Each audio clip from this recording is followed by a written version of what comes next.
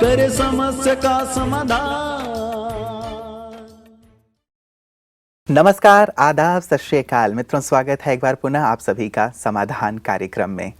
मित्रों, किसी विद्वान ने बहुत सुंदर पंक्तियां कही हैं कि मुल्ला को मस्जिद में राम दिखाई दे, पंडित को मंदिर में रहमान दिखाई दे, हिंदुस्तान बनेगा जन्नत तब जब इंसान को इंसान में इंसान दिखाई दे। वास्तव में धर्म की दीवारें कई बार इंसानियत को भुला देती हैं, और यदि इतिहास को हम देखें तो सबसे ज़्यादा खून खराबा शायद धर्म के नाम पर ही हुए हैं, जबकि धर्म का मूल तो प्रेम है, धर्म का मूल तो भाईचारा है, सद्भावना है। इस बात को अब हम सबको समझने की आवश्यकता है कि मानवता के धर्म को हम प्राथमिकता दें, तभी हम वास्तव में भारत को जन्नत बना पाएंगे, स्वर्ग बना पाएंगे, जो हम सब का स्वप्न है। बापू गांधी जी भी कहा करते थे राम राज्य की स्थापना हो, और शायद इसीलिए वे भी आजीवन सबको एक करके चलने में लगे रहे। अब इस चीज़ को हमें भी आगे बढ़ाना है, आपसी कटुता को, आपसी स्वार्थ को दूर करके आपस में प्रेम से और सद्भावना से रहना है, क्योंकि बहुत सारी समस्याएं धर्म और मजहब के नाम पर भी हो जाती हैं। इसीलिए हम अब मानवता के धर्म को अपनाएं और आपस में प्रेम सद्भावना को अपनाते हुए समाज में सुख शांति की स्थापना करें। आइए इन्हीं सुंदर बातों के साथ आज की इस कड़ी को शुरुआत करते हैं और स्वागत करते हैं आदरणीय भ्राता जी का। भ्राता जी, आपका बहुत बहुत स्वागत है। Thank you. भ्राता जी, कई बार जब धर्म की बात चलती है तो बात आती है कि प्रत्येक धर्म की स्थापना की गई थी समाज में शांति के लिए, सुख के लिए, एकता के लिए, भाईचारा के लिए, लेकिन आज जब इसके स्वरूप को देखते हैं तो कहीं ना कहीं ये भी एक बहुत बड़ी समस्या बनती चली जा रही है। क्या संदेश देना चाहेंगे सबको? देखिए, अगर हर धर्म का मनुष्य अपने धर्म ग्रंथों में कही हुई बातों का पालन करे तो वो सच्चा इंसान बन जाए। जैसे आपने कहा, इंसान को इंसान में इंसानियत दिखाई दे, तो इसका आधार ही बनेगा, धर्म बदलने की बात ही नहीं। हर धर्म में मानवता का वर्णन है, हर धर्म में मानवता पूजनीय है, हर धर्म में मानवता की ही मान्यता है।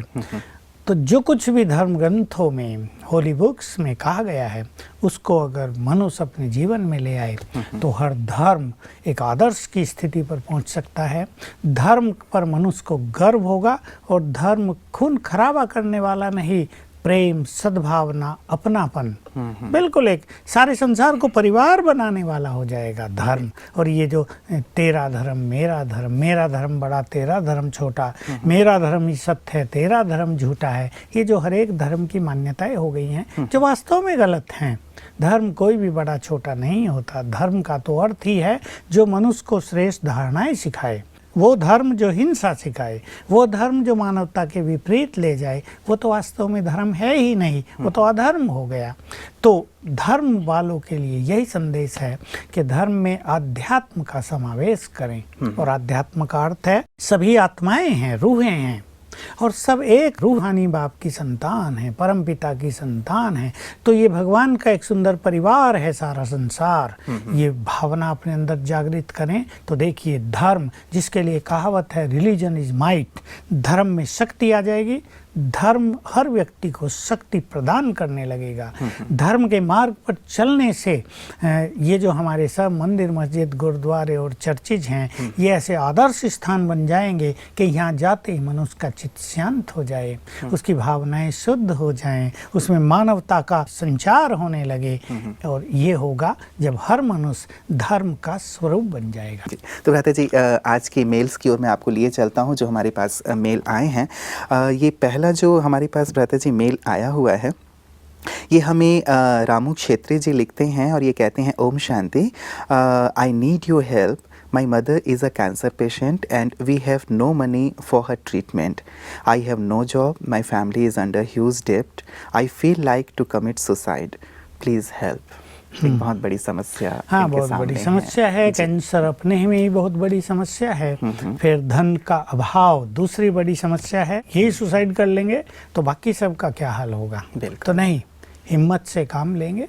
देखिए ये सब के कर्मों की गति का खेल इस संसार में चल रहा है। दुर्भाग्य कभी अकेले नहीं आते, साथ में एक साथ आ जाते हैं सारे के सारे, और मनुष्य को मार डालने के लिए तैयार होते हैं। इसलिए इन्हें बहुत समझकर, बहुत समझदारी से चलकर अपने मनोबल को कायम रखते हुए इन समस्याओं को पार करना है। कैंसर है तो सामाजिक संस्थाएं भी हैं जो ऐसे गरीब लोगों को मदद करती हैं। ये ठीक है कि गरीबों को कोई मदद करता नहीं है, अच्छे लोगों को सब मदद करने के लिए तैयार हो जाते हैं। और जब भाग्य ही ऐसे साथ न दे रहा हो तो चारों ओर अंधकार अंधकार दिखाई देता है। लेकिन फिर भी ये अपने परम पिता में विश्वास करें और थोड़ा ज्ञान योग के मार्ग पर चलें अब, तो इनकी समस्या का समाधान जरूर निकल जाएगा। तो पहले तो मैं इन्हें कहूँगा, राजयोग सीखकर एक 21 दिन की योग भट्टी हम इसे कहते हैं, एक अनुष्ठान जैसा है ये। 21 दिन का 1 घंटा रोज ये पहले करेंगे, ताकि इनके जो ये दुर्दिन आए हैं, जो ये बुरा समय इनके ऊपर आया है, या जो विघ्नों की एक बौछार इनके परिवार में होने लगी है, ये समाप्त हो जाए। और उसमें 1 घंटे का पावरफुल राजयोग 2 स्वमान के साथ किया जाएगा। मैं मास्टर सर्वशक्तिवान हूँ और विघ्न विनाशक हूँ जी। ऐसा करने से बहुत सारी चीज़ें क्लियर हो जाएंगी, कहीं ना कहीं से मार्ग निकल आएगा। दूसरी चीज़, ये अपनी समस्या को प्रभु अर्पण करें। ये एक बहुत अच्छी विधि है साधनाओं की कि हम अपने को समर्पित भाव से जिएं। अपनी समस्या भी, धन के अभाव की समस्या भी, कर्ज की समस्या भी, और साथ में होने वाला कैंसर, इस सभी समस्या को प्रभु अर्पण करो और संकल्प करो कि तुम भाग्य विधाता हो, सुप्रीम सर्जन हो, अब तुम ही हमारी इन समस्याओं का निदान करो। रही बात कैंसर की, देखिए दवाई तो चलानी ही इनको पड़ेगी, ठीक है, पैसे का अभाव है तो सरकारी एजेंसियां भी हैं जो ऐसे में लोगों को मदद करती हैं। हमारी सरकारें भी इन फील्ड में बहुत अच्छा काम कर रही हैं। कुछ स्पिरिचुअल प्रैक्टिस इन्हें करनी होगी। जिसको कैंसर है ये काम वही करेंगी तो बहुत अच्छा होगा। एक तो पावरफुल योग अभ्यास कर लें थोड़ा, ताकि इनके वो विकर्म नष्ट हो जाए जिनके कारण ये परिस्थिति इनके सामने आई है। ये उससे अलग करेंगे। ये 1 घंटा योग करेंगे। पानी ये चार्ज करके पिएं। पानी को दवाई बनाना है, इनको कैंसर की दवाई बनाना है पानी को, तो पानी को दृष्टि दें। 7 बार संकल्प करें, मैं मास्टर सर्वशक्तिवान हूँ। शक्तियों के वाइब्रेशंस पानी में समा जाएंगे। अब ये पानी बन गया बहुत पावरफुल मेडिसिन, और इसको इसी भावना से पिएं, इस पानी को पीने से मेरा कैंसर पूरी तरह ठीक हो जाएगा। ये अभ्यास करेंगे। रोज कम से कम 5 बार ऐसा पानी नहीं पीना, भले आधा गिलास पिएंगे। रात को जब ये सो रही हैं, जिसकी चर्चा हम अपने दर्शकों के समक्ष सदा ही करते हैं, और सभी जो हमारे देखने वाले हैं, सुनने वाले हैं, या जो इन चीज़ों को फॉलो कर रहे हैं, वो ये जान लें, रात को सोते हैं तो हमारे सबकॉन्शियस माइंड में जो हमारा अंतर मन है वो जग जाता है, और उसमें रोगों को ठीक करने की संपूर्ण शक्ति होती है। अब वो शक्ति कैसे काम करेगी, तो सोते वक्त इनको विचार करना है, संकल्प करना है, मेरा कैंसर बिल्कुल ठीक हो गया है, मैं कैंसर से मुक्त हूँ, मेरा कैंसर बिल्कुल ठीक हो गया। ये संकल्प करते 5-7 बार ये सो जाएं, तो सारी रात अंतर मन की शक्ति कैंसर को ठीक करने में लग जाएगी।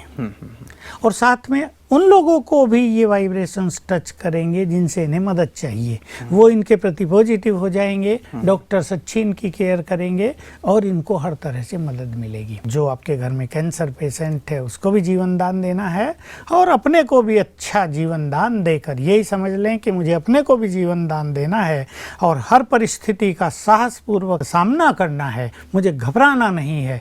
जितनी पावरफुल समस्याएं होती हैं उतना ही पावरफुल मुझे भी अपने को बना लेना है। आखिर मैं भी तो भगवान की संतान हूँ, सर्वशक्तिवान की संतान हूँ, मेरे साथ उसकी शक्तियाँ भी हैं, मैं स्वयं भी मास्टर सर्वशक्तिवान हूँ। तो जितना चैलेंज समस्याओं का बढ़ रहा है उतनी ही अपनी शक्तियों को बढ़ाएंगे तो बहुत जल्दी वो समय आएगा तो समस्याएं परास्त हो जाएंगी और इनके सुनहरे दिन आ जाएंगे। बिल्कुल, हमारी शुभकामना रहेगी भ्राता जी, क्योंकि चारों तरफ से विघ्नों से घिरे हुए हैं, समस्याओं से घिरे हुए हैं, तो इनको दुआओं की भी बहुत ज़्यादा आवश्यकता है। तो हम सब की बहुत सारी दुआएं हैं रामू जी को कि जल्दी से जल्दी वे इस विघ्न से मुक्त हो जाएं। भ्राता जी, दूसरा जो मेल हमारे पास आया है, ये जया चौधरी जी लिखती हैं, ये सीए की स्टूडेंट हैं और ये पूछ रही हैं हमसे कि मेरे एग्ज़ाम आने वाले हैं। मेरा प्रश्न ये है कि मान लीजिए कि मेरा कोई पेपर अच्छा नहीं होता है और एग्ज़ाम के पश्चात रिज़ल्ट आने तक यदि 2 मास का समय है मेरे पास, उस समय यदि मैं बहुत अच्छा सोचूं और अच्छा रिज़ल्ट विजुलाइज़ करूं, तो क्या मेरा रिज़ल्ट चेंज हो सकता है? हाँ, देखिए, बात चेंज होने की नहीं है जी। लेकिन मान लो कुछ लिखने में, आंसर देने में थोड़ी गड़बड़ भी रही, अभी इनका एग्ज़ाम हुआ नहीं है। अच्छा, अगर ये प्रश्न पूछ रही, क्या ऐसा संभव है? संभव है। देखिए, स्टूडेंट का सबकॉन्शियस माइंड उस एग्जामिनर के सबकॉन्शियस माइंड से जुड़ जाता है, जो एग्ज़ाम दे रहे हैं और जो कॉपी चेक करके मार्किंग करने वाले हैं, दोनों का सबकॉन्शियस माइंड आपस में जुड़ जाएगा। तो इसमें एक बहुत अच्छी विजन इनको बना लेनी चाहिए कि मेरे इतने मार्क्स आएंगे ही। रोज सवेरे उठ के ये ऐसी विजन अपने सबकॉन्शियस माइंड को देंगी, इस विजन का भी बहुत अच्छा प्रभाव होगा। और सवेरे उठकर ही ये 7 बार ये संकल्प करें, मैं मास्टर सर्वशक्तिवान हूँ, सफलता मेरा जन्म सिद्ध अधिकार है। हमारा मूड जितना अच्छा होगा, हमारे वाइब्रेशन जितने पॉजिटिव होंगे, तो हमसे जो लोग जुड़े होंगे, एग्जामिनर भी तो हमसे ही जुड़ा है ना, हमारी कॉपी चेक कर रहा है, तो हमारे वाइब्रेशंस का प्रभाव उसके मन पर आएगा और हमारे पॉजिटिव वाइब्रेशंस उसके मूड को फ्रेश रखेंगे। लेकिन अगर हम बार बार यही सोच रहे, अरे मारे गए भाई, अब तो गए, अब तो हमारा पेपर बिल्कुल बिगड़ गया है, अब तो पता नहीं नंबर आएंगे, हम क्लियर भी हो गया नहीं, तो हमारे निगेटिव वाइब्रेशंस उसको भी निगेटिव करेंगे, रोकेंगे, क्या लिखा है, चलो 10 में से 3 तो गए। तो ये जो वाइब्रेशंस का इफेक्ट है, ये सचमुच ही बहुत सुंदर है और अनेक जगह इसके पॉजिटिव परिणाम देखे जा चुके हैं। ये केवल कल्पना नहीं है। चलो, एग्ज़ाम हुआ ही नहीं है तो अभी से ही अपने आप को अच्छी तरह से प्रिपेयर करें, अच्छी तरह से, जैसे आप हमेशा विजुअलाइजेशन की बात सिखाते हैं कि हाँ इतने मेरे मार्क्स आएंगे, तो शायद अभी से वो मोटिवेट होंगी, अभी से अच्छी स्टडी करेंगे, तो फिर बाद में इन्हें टेंशन लेने की ज़रूरत ही नहीं होगी कि पेपर खराब हो गया है और अभी से ठीक किया जाए। तो करना ही ये चाहिए कि बहुत अच्छी मेहनत करें। ये तो पता नहीं क्यों ऐसी कल्पना कर रही हैं कि पेपर खराब हुआ। इन्हें बिल्कुल होपफुल्ली, बहुत आशावादी होकर अच्छी तैयारी करनी चाहिए, अपने पे विश्वास रखते हुए। कई बच्चों के साथ ये हो रहा है, मुझे फ़ोन करते हैं कि 1 मास रह गया परीक्षा का, हमें तो टेंशन बढ़ती जा रही है, हमें तो कुछ याद ही नहीं हो रहा है, सारा दिन पढ़ रहे हैं, कुछ भी याद नहीं। कई बार सिलेबस कंप्लीट नहीं होता या कई बार किसी सब्जेक्ट में विशेष वीक होते हैं, इसलिए शायद ऐसी उनकी टेंशन भी होता है, डर भी होता है। तो इससे क्या होता है, उनकी मेमोरी पावर और वीक हो जाती है। ये हमेशा ही याद रखना होगा कि अगर मन में टेंशन और भय आ गया तो हम जो तैयारी कर रहे हैं उसमें हमें लंबा समय जाएगा, हमारी मेमोरी पावर वीक हो जाएगी। और 1 घंटे में अगर कोई लेसन हम तैयार कर पाते, वो 1 घंटे में, 2 घंटे में, 4 घंटे में भी होगा ही नहीं और हम बिल्कुल असफल होते जाएंगे।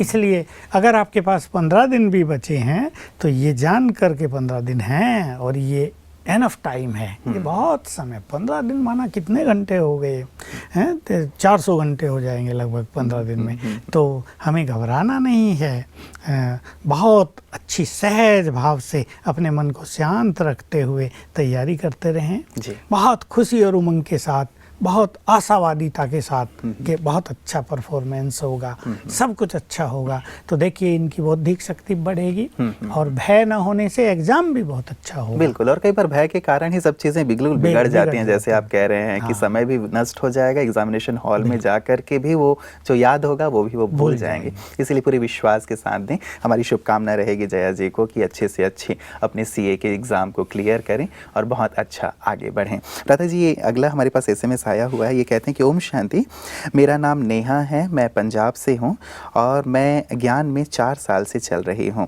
प्यारे बाबा से योग लगाते समय जो प्राप्तियाँ और शक्तियाँ मिलती हैं, उन शक्तियों के करंट का मैं अनुभव नहीं कर पा रही हूँ, कृपया कुछ समाधान बताएं। बहुत अच्छा है, एक श्रेष्ठ अनुभव की नई इच्छा है जी।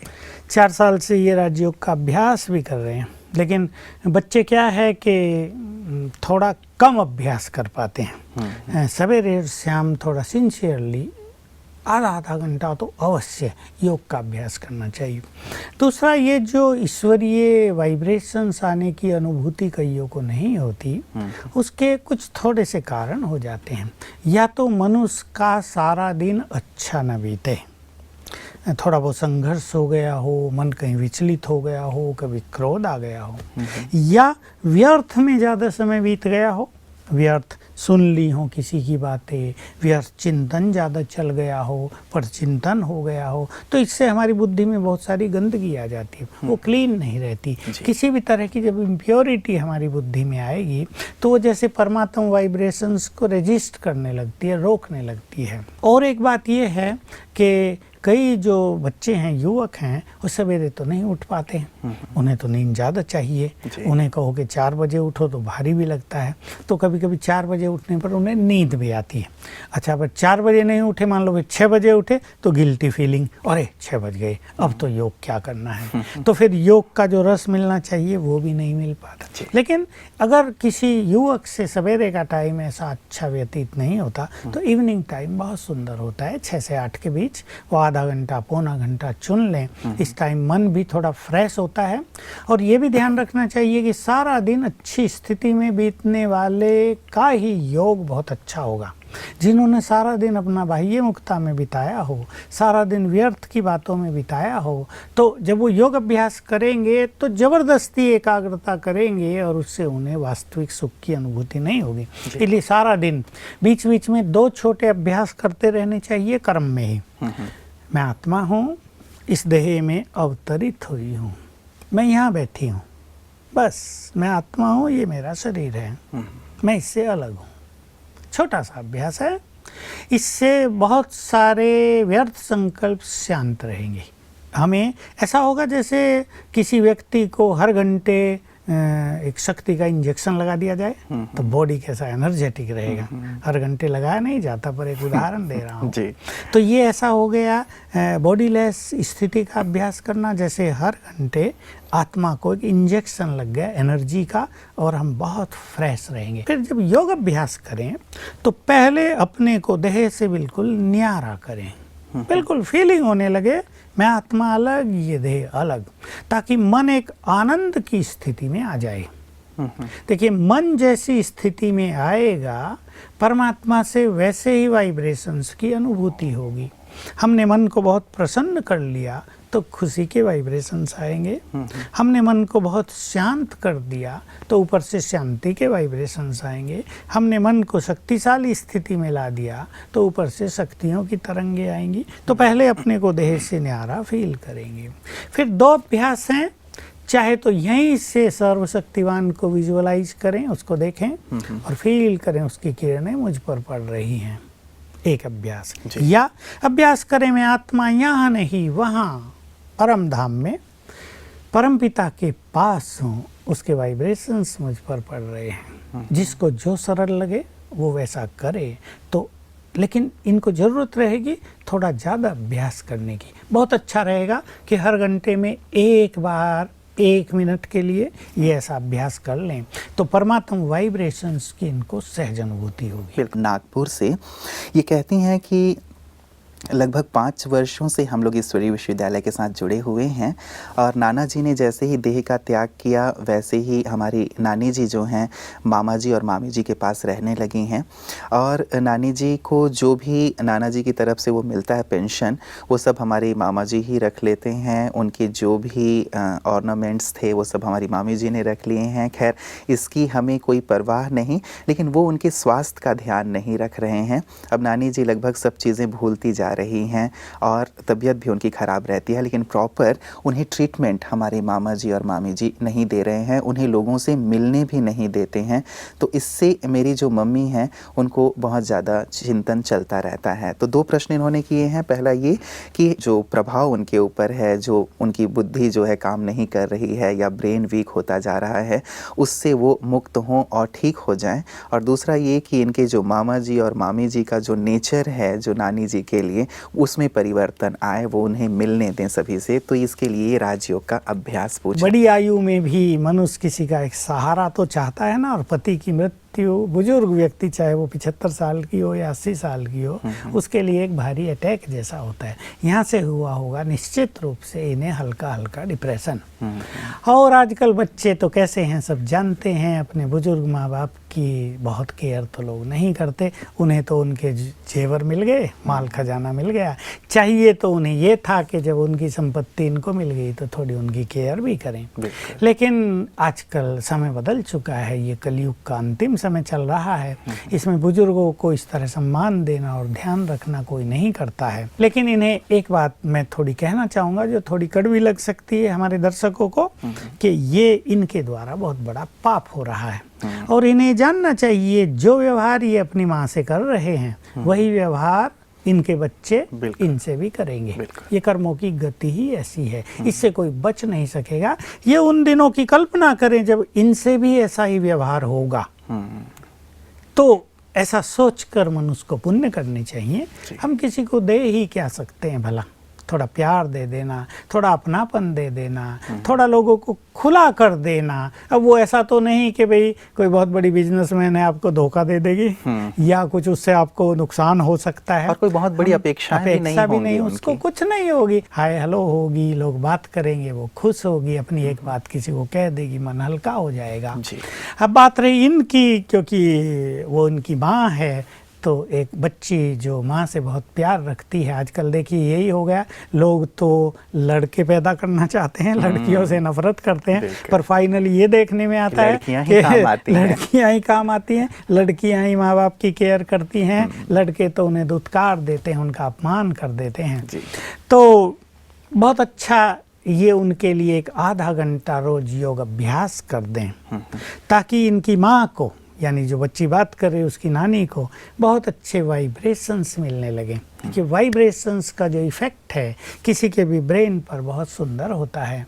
तो उसके अंदर जो ब्लॉकेज आ गए हैं, उसके अंदर जो एक डिप्रेशन जैसा आ गया पति के चले जाने के कारण, उससे वो बाहर निकल जाएगी। कुछ ऐसी अच्छी चीज़ उसके ब्रेन में जाएगी तो ब्रेन की कई चीज़ें एक्टिव हो जाएंगी और उसको बहुत सुखद फीलिंग होने लगेगी। तो आधा घंटा रोज निश्चित समय करके ये उसके लिए गुड वाइब्रेशंस दें, और हो सके तो फ़ोन पर अपनी माँ से बात भी कर लिया करें। अगर ये कराते नहीं ना, हाँ वो कराते नहीं होंगे, लेकिन ये बात कर उन्हें फ़ोन करें कि भाई मम्मी को दो, मुझे कुछ बात करनी, थोड़ा उन्हें भी कन्विंस करें। ऐसे वो भी पत्थर तो नहीं होंगे, हैं तो इंसान ही। तो योग के वाइब्रेशन ही विशेष करके आधे घंटे बैठ करके उनको दिए जाएं ताकि वो स्वस्थ हों। चलिए, आज की तमाम जानकारियों के लिए और सुंदर चर्चा के लिए भ्राता जी आपका बहुत बहुत शुक्रिया।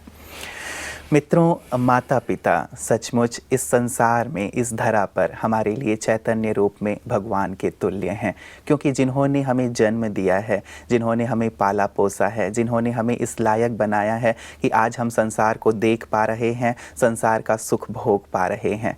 जब हम छोटे थे तो ना जाने कितनी रातें हमारी माँ ने जाग कर बिताए होंगे। जब हम बीमार थे तब भी ना जाने कितनी रातें वो जगी होंगी, हमारे लिए दुआएं मांगी होंगी।